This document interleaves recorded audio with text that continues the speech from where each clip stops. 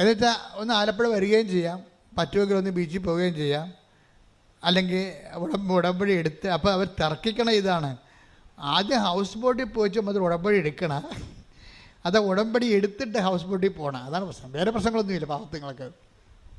അതും തർക്കിച്ചുകൊണ്ടാണ് വരുന്നത്. അപ്പോൾ ചിലർ പറയും നമ്മൾ ഹൗസ് ബോട്ടിൽ പോയിച്ചും വരുമ്പോൾ ഉടമ്പടി തീർന്നാൽ എന്ത് ചെയ്യും?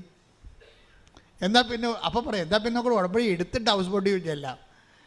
അപ്പോൾ ഉടമ്പടി എടുത്തിട്ട് ഉടമ്പടിക്ക് എത്ര ദിവസം നേരം വേണം? അത് 4 മണിക്കൂർ വേണം. അപ്പോൾ അപ്പോൾ ഇത് 4 ഇവിടെ, പിന്നെ 1 മണിക്കൂർ ആകുമ്പോൾ 5 മണിക്കൂർ നടന്ന് അവിടെ ചെല്ലുമ്പോൾ 1 മണിക്കൂർ. അപ്പോൾ നമ്മൾ കൊടുക്കേണ്ടത് 7,000 രൂപ. 7,000 രൂപയ്ക്ക് എത്ര മണിക്കൂർ? നമുക്ക് 5 മണിക്ക് ഇറങ്ങണ്ടേ? അപ്പോൾ അത് നഷ്ടമാണല്ലേ. അപ്പോൾ ഉടമ്പടിയെക്കുറിച്ചല്ല ചിന്തിക്കണത് എന്താണ്?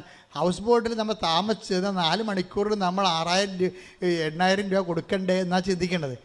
ഇങ്ങനെ ഉടമ്പടി എടുക്കണവരും ഉണ്ട്, ഇല്ലെന്നല്ല.